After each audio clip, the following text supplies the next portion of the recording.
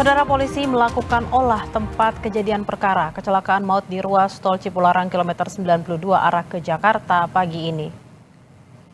Pihak kepolisian bersama Jasa Marga mengalihkan arus kendaraan sementara untuk kelancaran kegiatan olah TKP.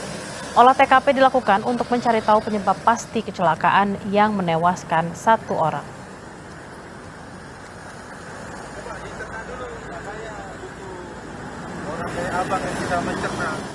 Sementara itu, saudara, 5 korban luka kecelakaan tol Cipularang kilometer 92 akan menjalani operasi hari ini.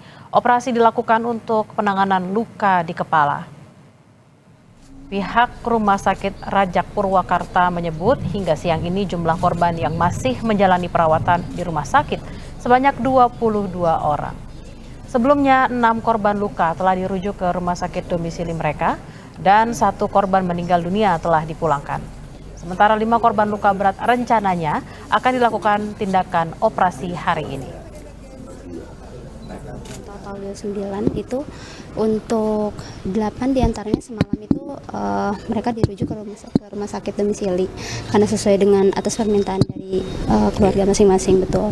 Kemudian untuk yang sisanya itu di 21 kurang lebih itu dengan luka ringan. Kemudian 7 diantaranya ada luka berat.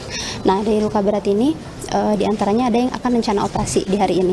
Itu ada 5, kemudian 2 kasus berat itu akan dilakukan observasi. Untuk selanjutnya karena masih dilakukan pemeriksaan perencanaan yang lain. Informasi usai jeda, saudara, sebanyak 13 kapal di Pelabuhan Perikanan Nusantara Kota Pekalongan terbakar. Tidak ada korban jiwa dalam peristiwa ini.